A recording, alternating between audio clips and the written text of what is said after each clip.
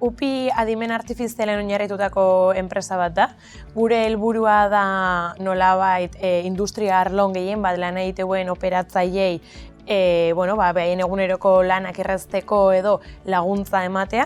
Orduan sortu den produktua da laguntzaile virtual bat, modu automatikoan eta denbora errealen gomendiok emateko operatzaile hauei.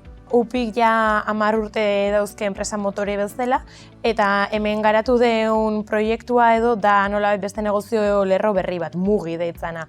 Mugi da mugikortasun arlon garatu duten soluziok, eta azkenen, ikusi dugu gure bezerok nolabait aiziela poliki-poliki salto egiten digitalizazio honen aldea ez, eta erronka zeukatela adimen artifiziala behien eguneroko prozesuetan edo nola txertatu.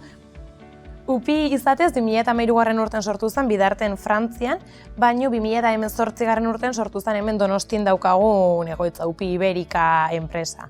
Hau Bind 4.0 azelerazio programatik sortu zen, bertan finalistak izan ginen lehenengo edizion, eta azkenen 5 urte hauetan gorakada handia nabaritu dugu, batez ere industria 4.0, eta mugimendu hauek asko potentziatu dielako Euskal Herri mailan, eta oain 12 persona gea enpresan, 75 bezero baino gehiago dauzkeu, eta horrek urtean €1.000 fakturazioak bukatu genuen urtea, así que neko modu positibon gaudela esan dezakegu.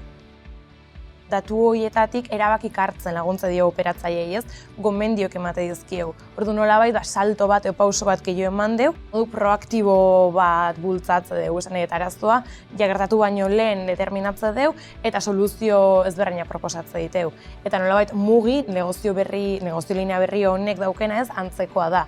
Hemen sortu diteu produktu edo sistema ziberfisiko deitze diogunak, hau da dia IoT eta bestelako sensorez osatutako produktu batzuk, baino adimen artifiziala bertan txertatuta daukatenak, hau da konputazio ahalmena sisteman bertan daukatenak, eta azkenen hauek nolabaiteko momentuan bertan edo denbora errealen gomendiok emateko aukera hori emate die, kasu hontan garraio edo transporte arloan dabiltzan operatzaileei.